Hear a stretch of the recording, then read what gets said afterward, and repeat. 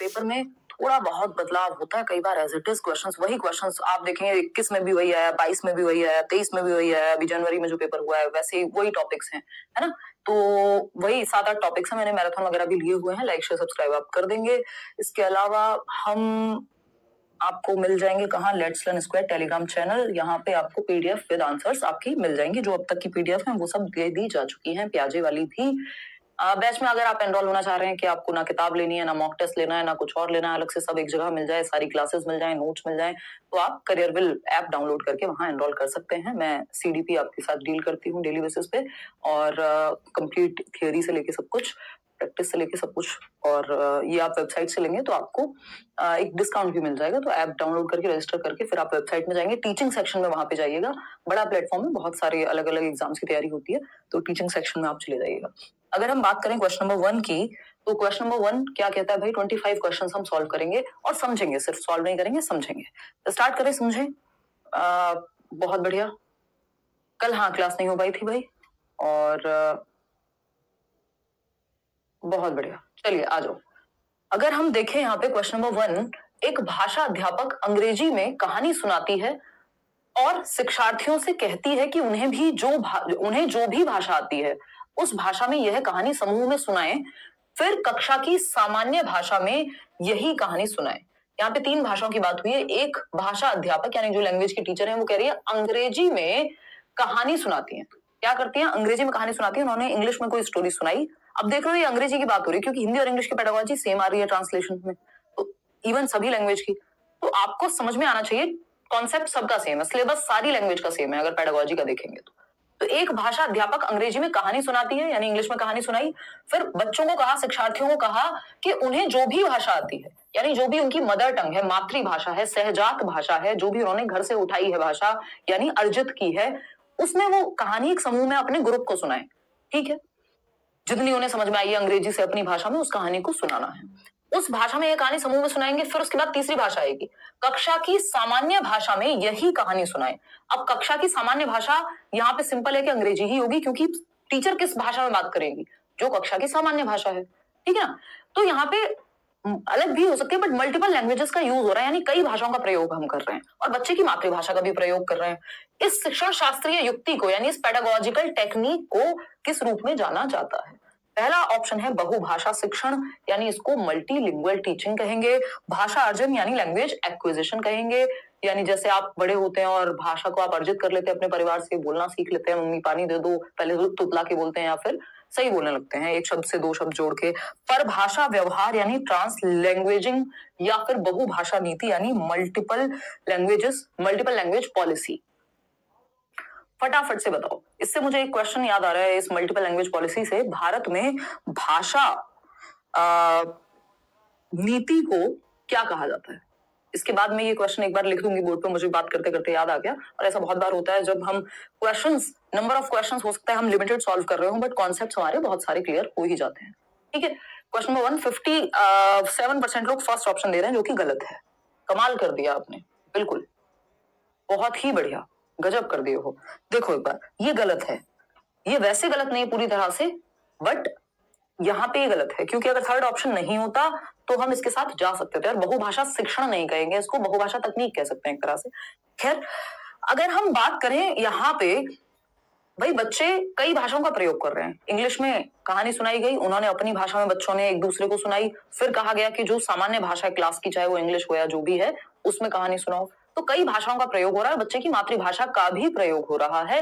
इस टेक्निक को परभाषा व्यवहार, या अंग्रेजी में क्या कहते हैं, ट्रांस लैंग्वेजिंग। देखो ये इंग्लिश पेडागोजी से ही सब ट्रांसलेट हो के आजकल पेडागोजी के क्वेश्चन बनते हैं हिंदी के, तो इसलिए जिनको इंग्लिश के टर्म्स जरूर पता होने चाहिए आपको। ट्रांस लैंग्वेजेस, देखो ट्रांस मतलब ट्रांसफर हुआ है कहीं ना कहीं, तो एक लैंग्वेज से दूसरी लैंग्वेज में आप ट्रांसफर कर रहे हैं कुछ ना कुछ, तो परभाषा व्यवहार ट्रांस लैंग्वेजिंग कहेंगे, जिसमें आप फ्लूइडली, आसानी से एक भाषा से दूसरी भाषा की तरफ जा सकते हैं। ये बहुभाषा तकनीक का एक पहलू है, एक एस्पेक्ट है मल्टीलिंगुअल टीचिंग का। अब यहाँ पे मल्टीलिंगुअल टीचिंग, ठीक है बहुभाषाएं तो यूज हो रही हैं, लेकिन आपको एग्जैक्ट टर्म बताना है। तो एग्जैक्ट टर्म अगर हमारे पास है, जो हमसे एग्जैक्टली पूछा गया है, तो हम उस पे जाएंगे ना डायरेक्ट, है ना। हम अगर हमसे ये कहा गया है 2 दूनी कितने होते हैं तो हम सीधा 4 कहेंगे ना, हम ये नहीं कहेंगे ये 4 ऐसे बनता है, एक एक को 4 बार जोड़ते हैं तब 4 बनता है। यहाँ पे डायरेक्ट लिखा हुआ है उन्होंने 4, आप कह रहे हैं 1 + 1 + 1 + 1 + 1, है ना। लेकिन हमारे से रिक्वायरमेंट क्या है, वो है डायरेक्ट आप वो टर्म बताइए, क्या आपको वो डायरेक्ट टेक्निक पता है, तो वो है परिभाषा व्यवहार। इस पे कई क्वेश्चंस इस बार भी पूछे गए हैं, 2022 में भी पूछे गए थे, इस पे मैं 1-2 क्वेश्चंस आज भी कराऊंगी। तो ये थर्ड है, भाषा अर्जन होता है जब आप भाषा को एनवायरमेंट से उठा लेते हैं, जैसे आपने अपनी मातृभाषा को अर्जित कर लिया, समेट लिया, आपको बोलना आ गया, इधर उधर से सुन के किताब की जरूरत नहीं पड़ी। बहुभाषा शिक्षण में आप कई भाषाओं का प्रयोग कर सकते हैं, तो उसी का एक पहलू है एक तरह से। बहुभाषिक नीति, यानी नीति की तो यहाँ बात नहीं हो रही, ये टेक्निक पूछी थी हमसे। पॉलिसी कौन सी है ये थोड़ी पूछा था। अब पॉलिसी से एक क्वेश्चन मुझे याद आ रहा है, पोल भी देना साथ में। मैं आपके सामने एक क्वेश्चन रखती हूँ कि भारत की शिक्षा नीति, भाषा शिक्षा नीति कौन सी है भारत में पूछा जा चुका है पहले। भारत में भाषा नीति को यानी लैंग्वेज पॉलिसी को क्या कहते हैं, बताना एक बार। भाषा नीति को क्या कहते हैं? सिंपल, सरल, सुंदर, सस्ता, टिकाऊ। तो हिंदी लिखने की प्रैक्टिस इतनी कम हो गई है ना over the period of time. Bharat में भाषा नीति को क्या कहते हैं या क्या नाम है? दिख पा रहा है यहां तक? कहते हैं, बताइएगा फटाफट से। 4 ऑप्शन अगेन, है ना। फर्स्ट ऑप्शन क्या हो सकता है? बहुभाषिता,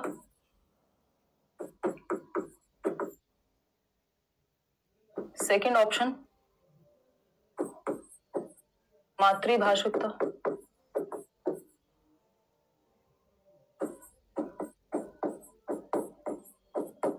त्रिभाषा सूत्र,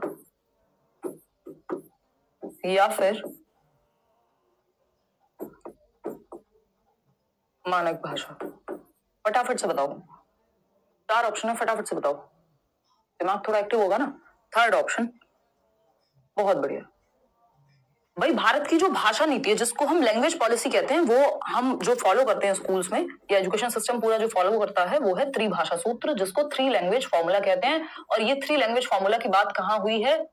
एक क्वेश्चन इस पे भी आता ही है आजकल, पिछले 2-3 साल में अगर आप देखेंगे, ये 3 लैंग्वेज फॉर्मूला की बात आपका कोठारी आयोग की एक पॉलिसी थी 1964-66 वाली, और उसमें इसकी बात हुई है कि 3 भाषाएं आप पढ़ाइए, मदर टंग जो भी आपकी हिंदी या इंग्लिश में से कोई एक, और कोई भी एक मॉडर्न इंडियन लैंग्वेज। यार इस पे हम आएंगे, अभी एक क्वेश्चन और आएगा इस तरह का। तो भारत की लैंग्वेज पॉलिसी को हम त्रिभाषा सूत्र कहते हैं, इसको ही हम ध्यान में रखते हैं।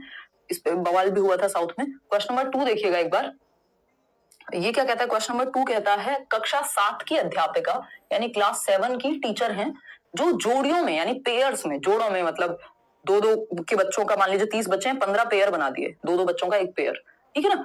ग्रुप नहीं कहेंगे, ग्रुप में 2 से अधिक लोग होते हैं, ठीक।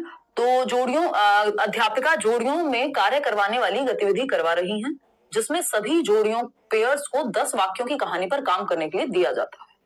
पहली जोड़ीदार पहला वाक्य पढ़ती हैं, यानी 2 बच्चे हैं, उसमें से बच्चा ए है जो पहला वाक्य पढ़ रहा है, और दूसरी जोड़ीदार उस वाक्य को लिखती है, यानी ए ने वाक्य पढ़ा और बी ने लिखा, बी ने राइट किया और ए ने रीड किया। सिंपल है, पढ़ा ए ने, लिखा जो पढ़ा गया है। मान लीजिए मैंने लिखा, मैंने पढ़ा वाक्य श्रुतलेख और आप लिख रहे हैं वाक्य श्रुतलेख, ठीक। तो ऐसे हो रहा है 15 जोड़े या जितने भी जोड़े हैं क्लास में। अब दूसरी जोड़ीदार दूसरा वाक्य पढ़ती है, अब दूसरा कोई ग्रुप है, दूसरा कोई पेयर है, सॉरी, अब वो एक बच्चा है, वहां पे एक लाइन पढ़ेगा, दूसरी बच्ची उसको लिखेगी और पहली जोड़ीदार उस दूसरे वाक्य को लिखती है। इस तरह से दोनों जोड़ीदार कहानी पूरी करते हैं, बाद में वे मूल कहानी से अपने लिखे हुए की तुलना करते हैं। इस गतिविधि को क्या कहते हैं? यानी अब वो चेक कर रहे हैं कि सही लिखा है कि नहीं, जो बेसिक जो कहानी थी उसके हिसाब से सही भी है कि नहीं है।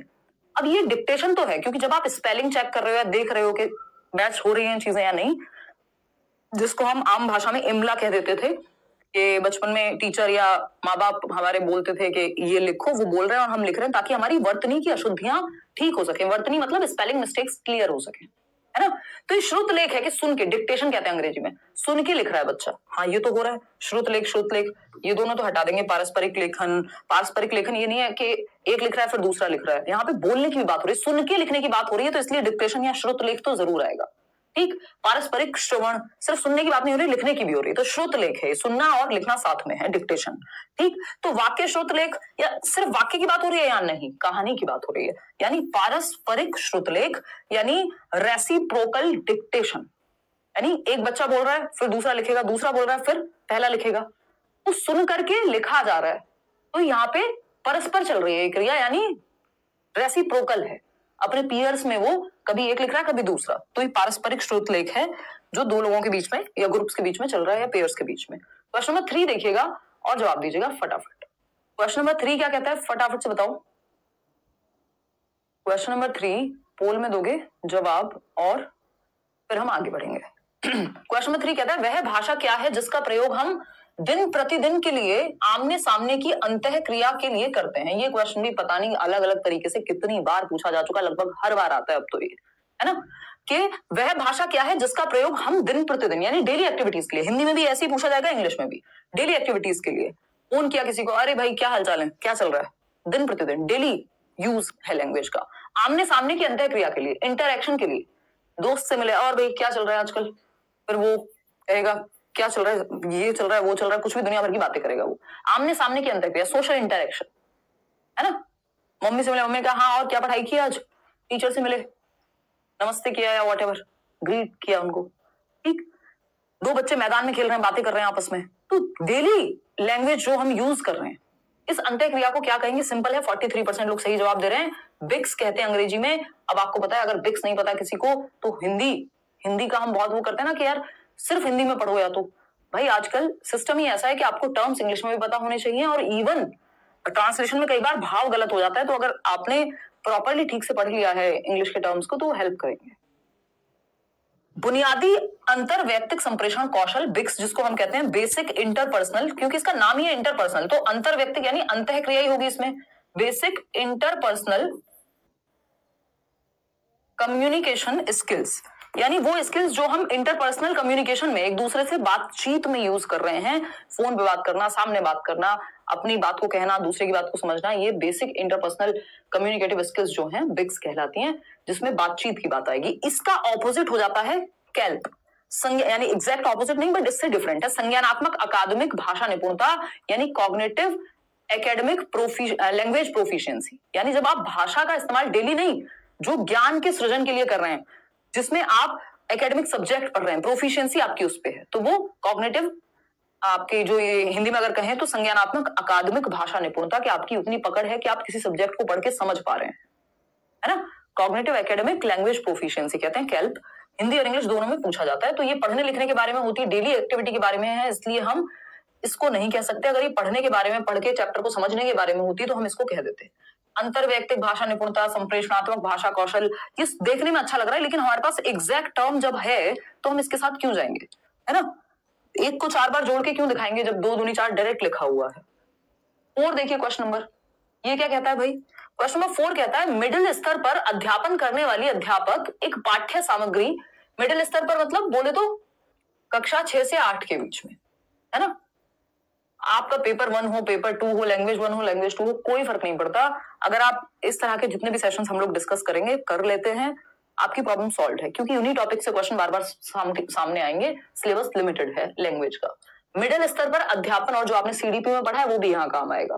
तो मिडिल स्तर पर अध्यापन करने वाले अध्यापक एक पाठ्य सामग्री यानी छोटी कहानी पठन के लिए देती है, एक छोटी सी स्टोरी दी कि पढ़ो 6 to 8 के बच्चों के लिए, और कहती है कि सत्ता एवं न्याय के दृष्टिकोण से, सत्ता एवं न्याय के दृष्टिकोण से, यानी जस्टिस के, पावर के, इन सबके व्यू पॉइंट से इस पाठ्य सामग्री के अर्थ व विचारों पर चर्चा करो कि ये पाठ्य सामग्री कहना क्या चाहती है। कोई न्यूज आर्टिकल दे दिया, कोई स्टोरी दे दी, और कहा गया कि जस्टिस हो रहा है क्या इसमें। वो कौन सी कहानी होती थी जो बचपन में नहीं होती थी, 2 बैल थे और एक वो बैल प्रेमचंद की आई थिंक कोई कहानी है, ठीक। तो अब उसमें आप सोचते हो कि यार इसने, इसके दोस्त ने सही किया कि गलत किया, है ना। आपको सोचने के लिए कहा जा रहा है, दिमाग पे जोर डालेंगे अब आप, है ना। क्या जस्टिस हुआ। अध्यापक अपने शिक्षार्थियों में किसका विकास करने की चेष्टा कर रही है, बताओ किस चीज का विकास, कौन सी कहानी थी, बताओ जल्दी, है राहुल।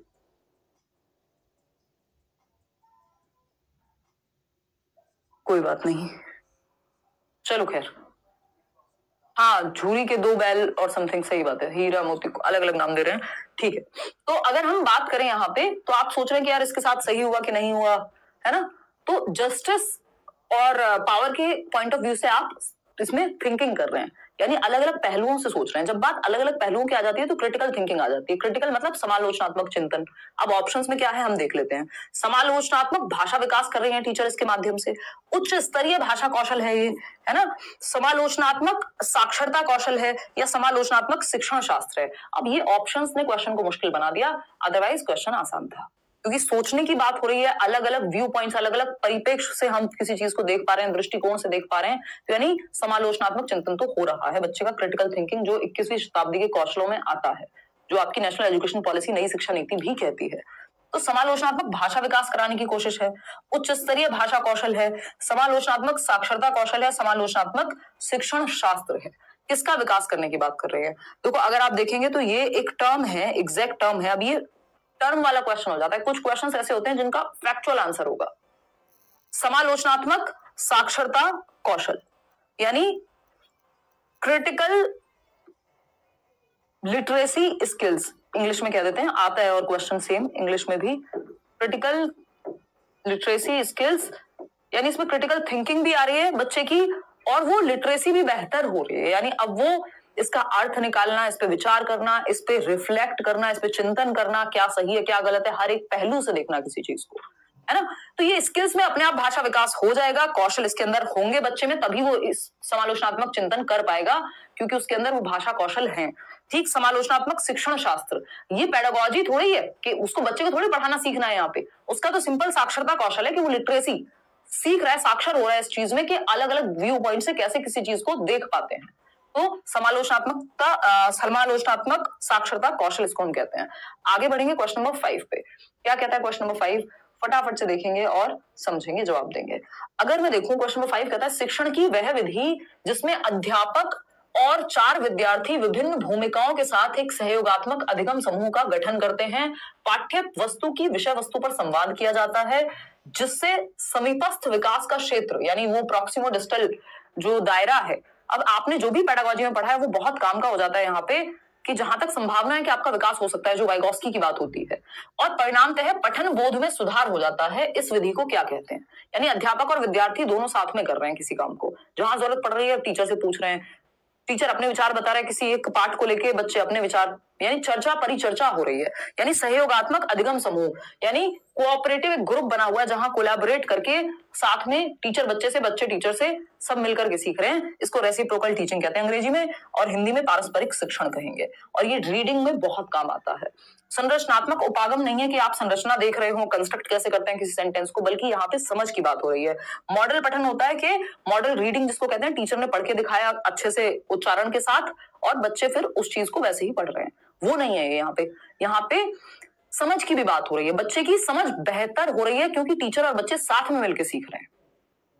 मोर नॉलेजेबल अदर, समीपस्थ दूरस्थ विकास, जो आपका मान लीजिए आप खुद से यहां तक जा सकते थे, लेकिन टीचर के सहयोग से आप यहां तक पहुंच जाएंगे अब, ठीक है ना? तो पारस्परिक शिक्षण यानी रेसिप्रोकल टीचिंग, बच्चे टीचर से सीख रहे हैं, टीचर बच्चे से, सब आपस में जहां जिसको जरूरत पड़ रही है अपने विचार प्रस्तुत कर रहे हैं, परस्पर शिक्षण हो रहा है। आगे बढ़ेंगे, क्वेश्चन नंबर 6 देखिएगा, उपचारात्मक शिक्षण किसके लिए है? ये क्वेश्चन आता रहा है, आता रहेगा। उपचारात्मक शिक्षण जिसको इंग्लिश में डायग्नोस्टिक टीचिंग कहते हैं, डायग्नोस्टिक टीचिंग कहते हैं, डायग्नोस्टिक एंड रेमेडियल टीचिंग कहते हैं हम इसको, है ना?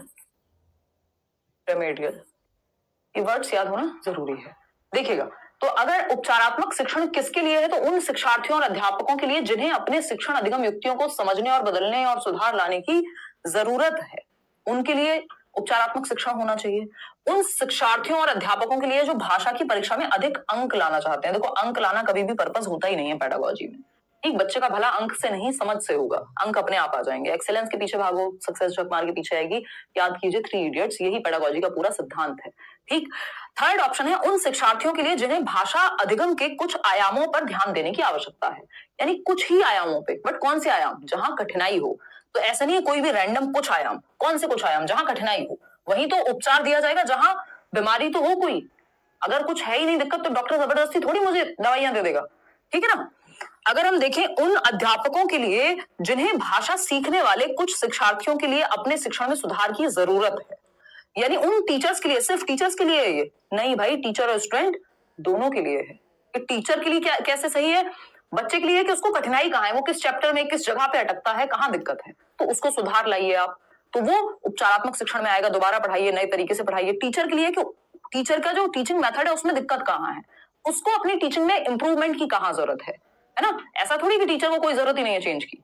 तो उन शिक्षार्थियों और अध्यापकों के लिए, यानी टीचर के लिए भी और स्टूडेंट्स के लिए भी, जिन्हें अपने शिक्षण अधिगम में जो टीचिंग लर्निंग प्रोसेस है, उनकी टेक्निक्स है, मेथड्स हैं, उनमें बदलाव और सुधार लाने की जरूरत है।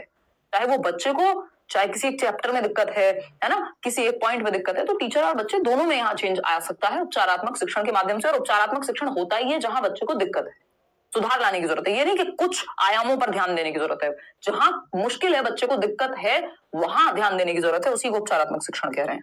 एक फर्स्ट ऑप्शन।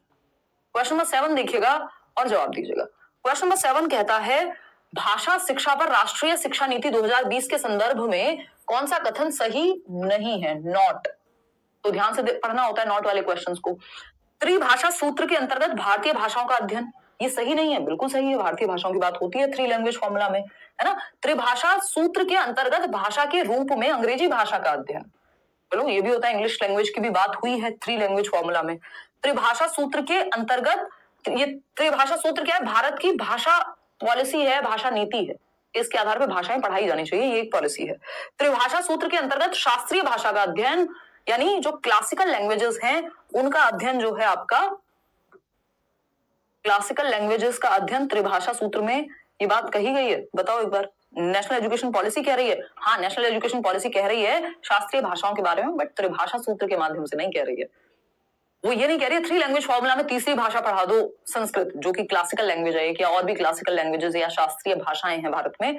वो कह रहे हैं एडिशनल सब्जेक्ट के रूप में पढ़ाइए आप क्लासिकल लैंग्वेजेस को या शास्त्रीय भाषाओं को, एक अतिरिक्त वैकल्पिक विषय के रूप में, ना कि त्रिभाषा सूत्र के अंदर। त्रिभाषा सूत्र में 3 भाषाएं हैं ऑलरेडी, उस पर हम अभी चर्चा करेंगे।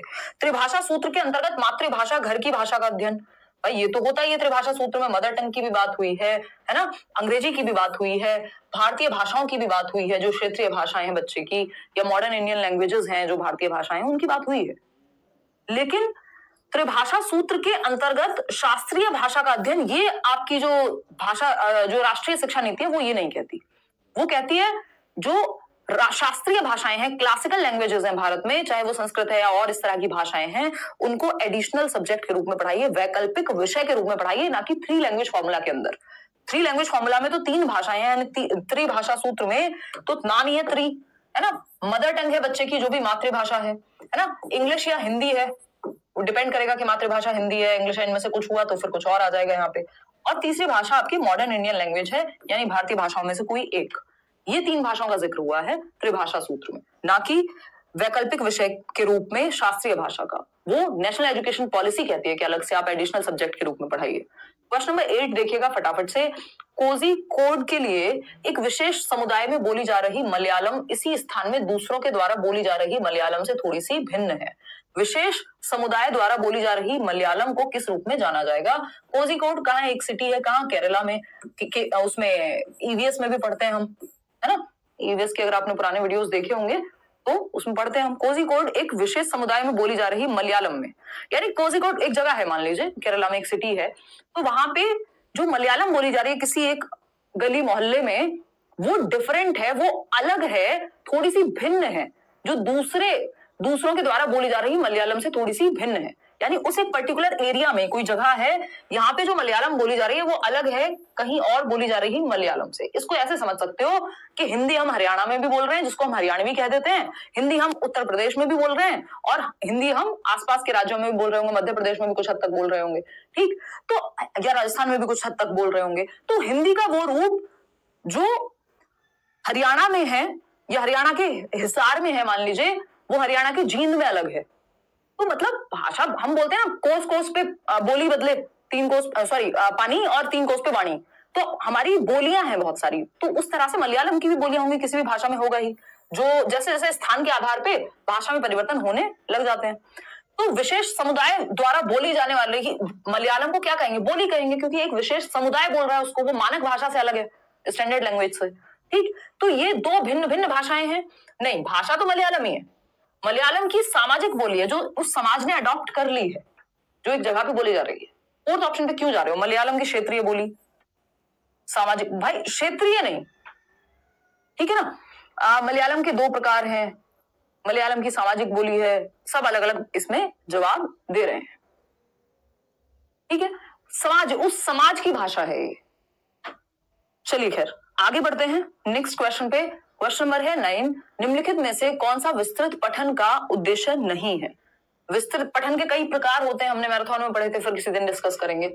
विस्तृत पठन का उद्देश्य नहीं है। विस्तृत मतलब इसको कहते हैं अंग्रेजी में एक्सटेंसिव रीडिंग, एक्सटेंसिव रीडिंग। और एक होता है गहन पठन जिसको हम इंटेंसिव रीडिंग कहते हैं। एक होता है गहन पठन, इंटेंसिव और एक्सटेंसिव पढ़ते हैं ना हम, तो पठन के प्रकार हैं बहुत सारे, संभाषिक पठन है और भी कई प्रकार हैं। अभी मैं कंफ्यूज नहीं करूंगी आपको, सिर्फ दो ही पे हम चर्चा करेंगे। गहन पठन जैसे जैसे लेक्चर्स आगे बढ़ेंगे फिर किसी और दिन। गहन पठन यानी इंटेंसिव रीडिंग, और विस्तृत पठन यानी एक्सटेंसिव रीडिंग। विस्तृत पठन के बारे में सही नहीं है। व्याकरण अधिगम के लिए पठन, आनंद के लिए पठन यानी रीडिंग फॉर प्लेजर, सराहना बोध के लिए पठन, एप्रिसिएशन के लिए पठन, यार कितनी अच्छी नॉवल लिखी है, हाँ ठीक है। आनंद के लिए पठन, मजा आ रहा है कोई कहानी पढ़ने में, कोई किताब पढ़ने में, मजे के लिए पढ़ रहे हैं, सिलेबस में नहीं है, ऐसे ही मन कर रहा है पढ़ रहे हैं। बहिर्वेशन यानी एक्स्ट्रापोलेशन के लिए पठन, यानी आप चिंतन कर पा रहे हैं, उससे कुछ नया अपना एक कंक्लूजन ड्रॉ कर पा रहे हैं, एक अपना कुछ क्या कहेंगे कंक्लूजन को हम,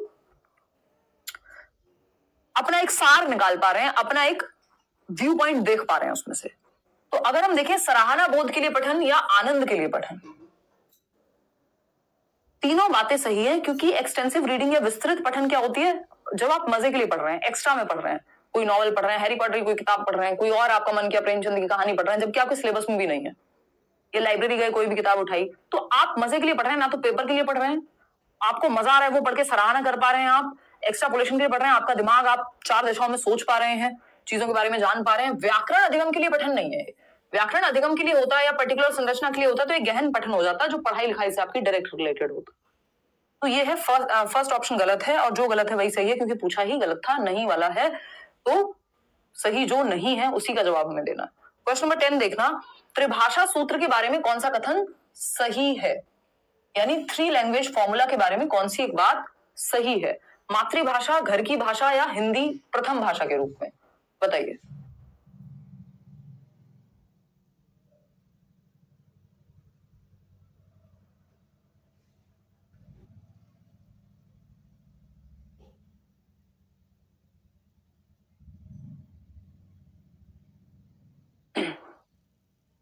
देखना एक बार, त्रिभाषा सूत्र के बारे में कौन सा कथन सही नहीं है, फटाफट से बताओ। मातृभाषा, घर की भाषा यानी मदर टंग, आपकी होम लैंग्वेज, बात एक ही है। हिंदी प्रथम भाषा के रूप में, तो घर की भाषा या मातृभाषा हमेशा हिंदी ही होगी, ये कैसे मान लें हम? मातृभाषा सही क्या है वो पूछा है, तो ये तो सही नहीं है। मातृभाषा, घर की भाषा, अंग्रेजी प्रथम भाषा के रूप में, भाई प्रथम भाषा के रूप में थोड़ी हो जाएगी, ये मातृभाषा थोड़ी है सबकी, हिंदी अंग्रेजी पूरे भारत में, किसी की पंजाबी होगी, किसी की मलयालम होगी, किसी की कोई और होगी। मातृभाषा ठीक है, घर की भाषा ठीक है, क्षेत्रीय भाषा प्रथम भाषा के रूप में, हाँ जो क्षेत्रीय भाषा होगी वो आपकी फर्स्ट लैंग्वेज हो सकती है, क्योंकि वही मदर टंग होगी होपफुली, और वही आपकी घर की भाषा भी होगी जो उस क्षेत्र में बोली जा रही होगी। अंग्रेजी, हिंदी घर की भाषा, स्थानीय भाषा प्रथम भाषा के रूप में, अंग्रेजी थोप नहीं सकते हम, सबसे पहले मातृभाषा। तो थर्ड ऑप्शन ही है, सबसे पहले मदर टंग मातृभाषा में शिक्षा दीजिए आप, जो भी मीडियम है, भाषा का माध्यम है, पढ़ाने का जो माध्यम है वो मातृभाषा होनी चाहिए, बच्चे की घर की भाषा होनी चाहिए, और उसको हम क्षेत्रीय भाषा भी कह सकते हैं प्रथम भाषा के रूप में, ये सेम ही बात है। या सहजात भाषा भी यहाँ लिखा हो सकता था। तो घर की भाषा, मातृभाषा, क्षेत्रीय भाषा, ये सब एक है, इनको प्रथम भाषा के रूप में पढ़ाया जाना चाहिए।